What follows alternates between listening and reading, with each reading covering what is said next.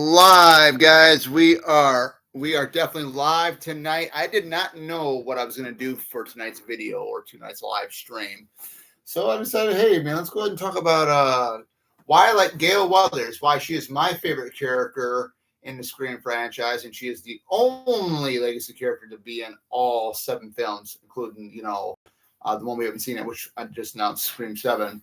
Uh, you know. Uh, Going back to Scream 6, when they had said that she was going to have a big role in that, it never even happened. Scream 5, I thought she was really good in. Scream 4, I definitely loved her. I loved her in 3, even despite with the mullet hairstyle she had. Scream 2, I liked everything about her in that. Scream 1, can't go wrong with that either. So you look at it, you see it. I know some people are saying that she should die in Scream 7. I have other feelings about that because I think the character has the best story arc. No offense to the Sidney Prescott fans out there, but I think Gale Weathers, Courtney Cox herself, is a Scream queen in her own right. That's just the way I look at it. I mean, who can argue that at all? I mean, my goodness. So, why I like Gale Weathers? Well, the character, she's an adult character, just like Dewey was, or Dewey is. Sydney was just a teenager in high school. So, but I like the badass, the sarcastic, the toughness that this character has.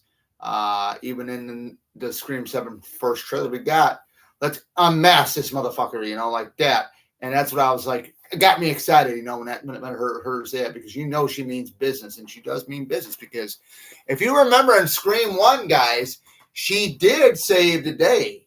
And Sydney did say that in Scream 2 to Randy when they were at Windsor College, when they were having their like I don't know what they call that, some type of meeting or news proportion going on with Windsor College after the murders of uh, Maureen Evans and Phil Stevens. So you go and you look at a lot of that, and Sydney mentions to Randy, be kind, she saved our lives, and which she did, because if it wasn't for her, Sidney Prescott might not even be here. Just to be perfectly honest. I think the best Gale moment to me would have to be in between Scream 1 and 2. They say, everybody says that Gale's chase scene with Ghostface in the film school building in Scream 2 is the best one. I agree on that 100%. It is definitely one of the best ones out there. I think her best moment in Scream 3 would have to be when basically when she tries to when Ghostface grabs her, covers her mouth, and then it's at the Milton Mansion, and when she braces herself from trying to go down in the basement area with her foot, and both her and Ghostface go down the steps and stuff like that. I thought it was a really cool moment. Another cool moment from Scream 3 was I love that when she laid the smackdown on Jennifer, which was played by Parker Posey. When she, I believe when Jennifer hit Dewey, who are you trying to protect? And Gale comes up and does that punch, and then Jennifer falls to the ground. She turns and looks at Gale. My lawyer liked that. And Gale says, not as much as I did. Great stuff. I loved what she said to Rebecca Walters in Scream 4 about the tarnished brand line. That was epic. Even with the whole lemon squares taste like ass to Deputy Hicks. That was hilarious. That was funny. She's got the best one-liners. She's got the best one-liners and stuff like that. I even like it when in Scream 1, when she says to Sydney, I'll send you a copy. And Sydney turns around and gives her the punch. And, you hear hear Tatum when Sydney's spending the night at Tatum's house. I'll send you a copy. Bam, bitch went down and stuff like that. I mean, just some good classic stuff. Good classic stuff. What else? I'm trying to think what else with Gale. What's another great Gale quote out there? I love the one when she says to Amber, "You killed my best friend." That was a good one. And she really let her have it, man, with that gunshot. And then, of course, Amber gets set on fire with the stove. The stove got ignited somehow. Scream 6. Best moment in Scream 6 with her would be in her apartment when Ghostface is trying to get after her. We get the first time ever Ghostface and Gale talking on the phone for the very first time in this franchise. I thought that was really, really cool. It was really, really well done. Let's see here. What else we got?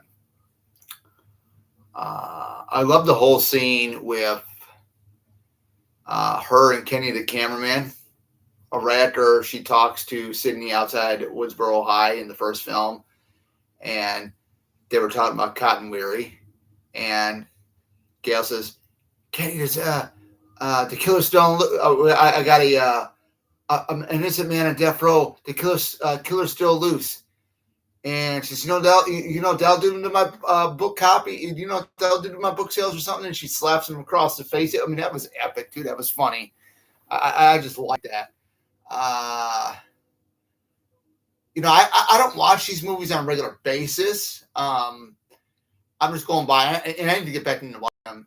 I'm just trying to think of another great Gale Weathers. I think it was when she was introduced in Scream 2, reintroduced in Scream 2, when she's talking on the phone, wherever it is. It'll break box office records and consider it done. And she basically hangs up the phone on whoever the heck she was talking to. I thought that was really great. She looked really good there too with the red and black hairstyle, the red streaks running right through. I thought it was really, really, really cool too. Her appearance, her wardrobe in all the films have been great. I think my favorite wardrobe that she's ever had was from the first one when we got introduced to her with the lime green outfit. She's standing in front of Woodsboro High School. It was after the night before Casey and Steve were killed.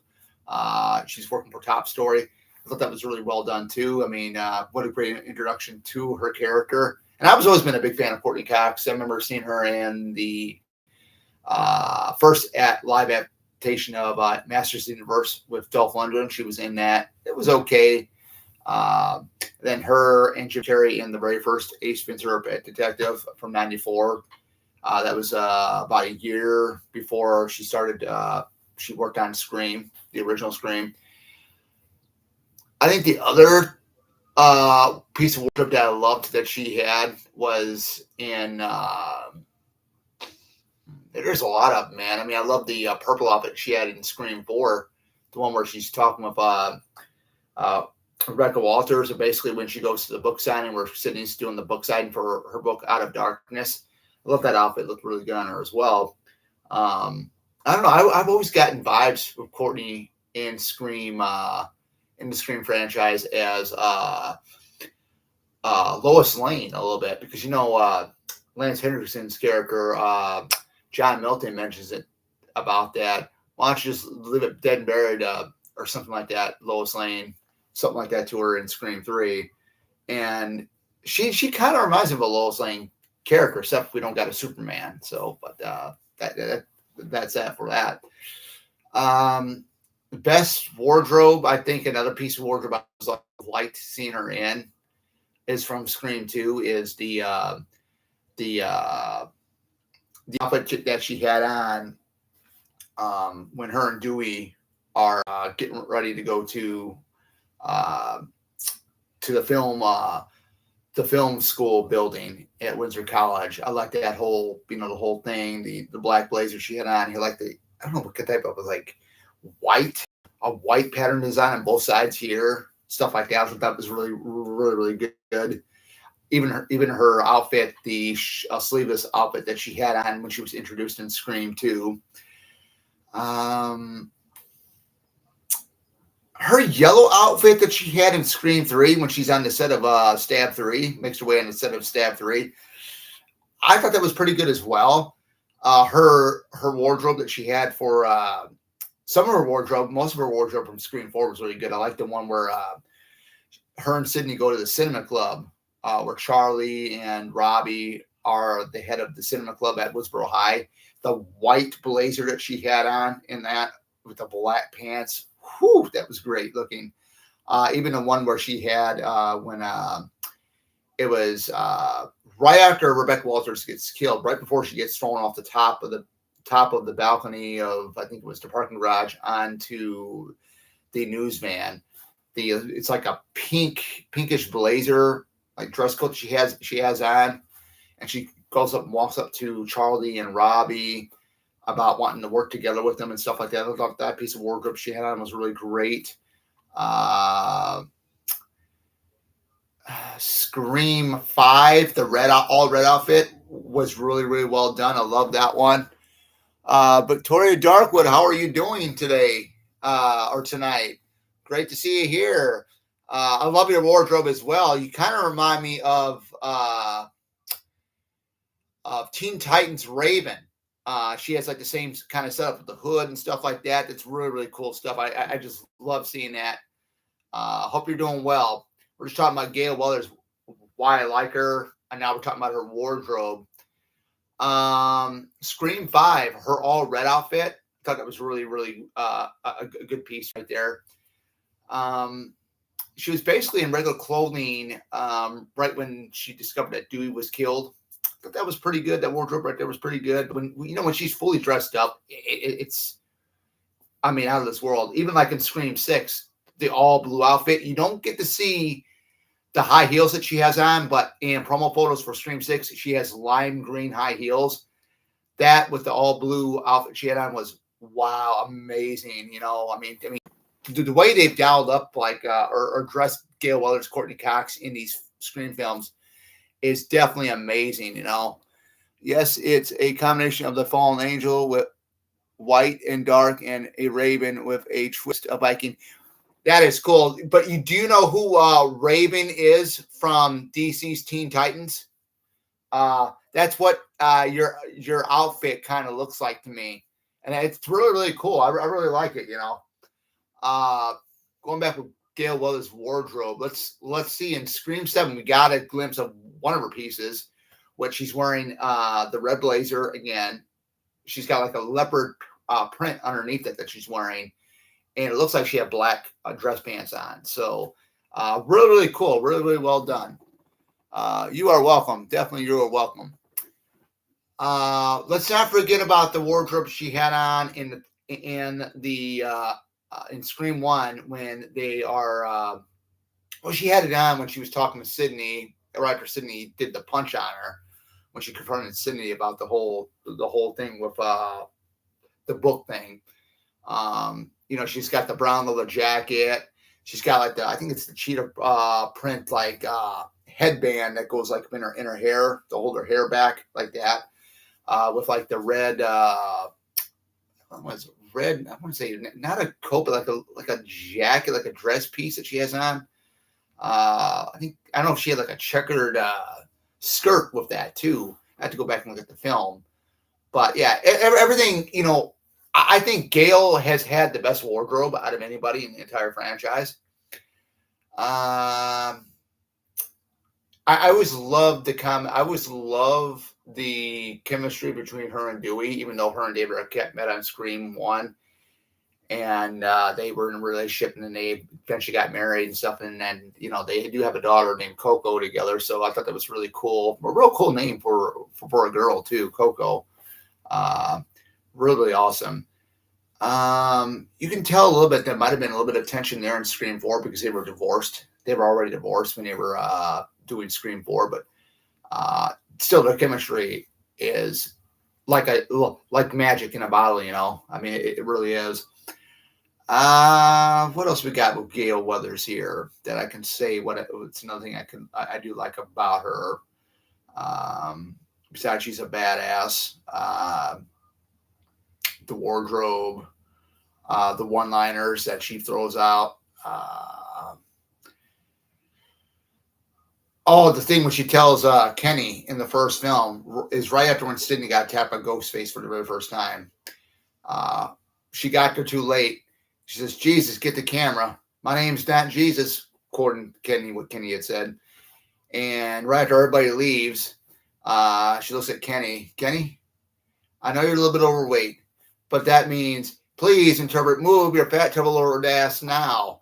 That was so epic. I mean, that whole scene was so epic because, you know, you look at Sidney Prescott, troubled life, dealing with her mother's death. She's a great character. Everybody claims, and I'm not dissing on any of the Scream fans because I'm a Scream fanatic myself or a Scream maniac myself. Everybody claims that Sidney Prescott or Neve Campbell is the ultimate final girl, right? Which I guess you can say it's true, I guess, in a way. But we're forgetting one thing.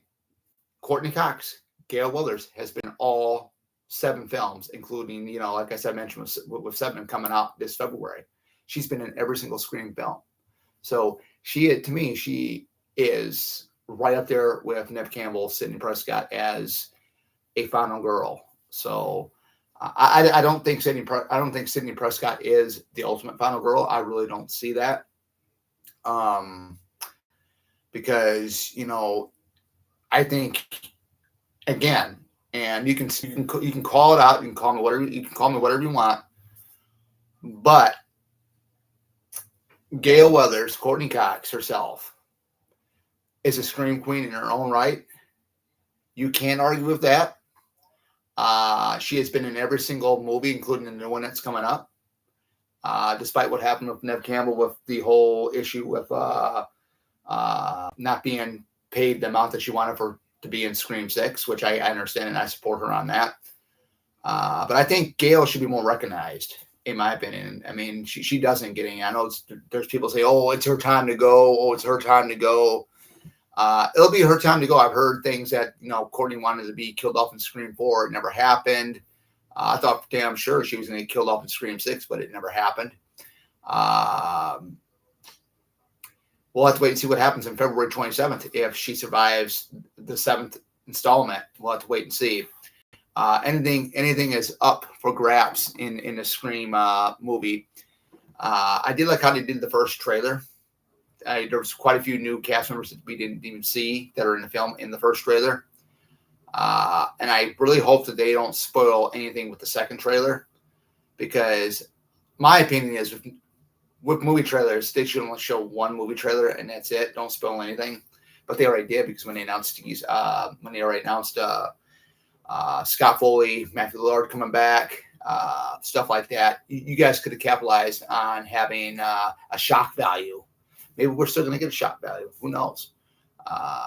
But it is what it is. I mean, everybody wants to go ahead, and I've heard there's been toxic fandom with the Scream stuff, and I'm gonna give you my thing here. People are wishing that Melissa Barrera would come back. Maybe she might come back sometime down the road, but not with Spyglass being around, which, you know, I don't blame her. But the whole franchise started with Sidney Prescott, guys. Okay. I'm not against Melissa Barrera or the Sam Carpenter or the Carpenters or Jenna Ortega. But I really think people need to get their heads out of their fucking asses and wake up and realize things, especially the new generation. Because if you go back and watch the 96 film, it started with Sidney Prescott, you know, Billy Loomis, Stu Macher, Woodsboro, all that stuff.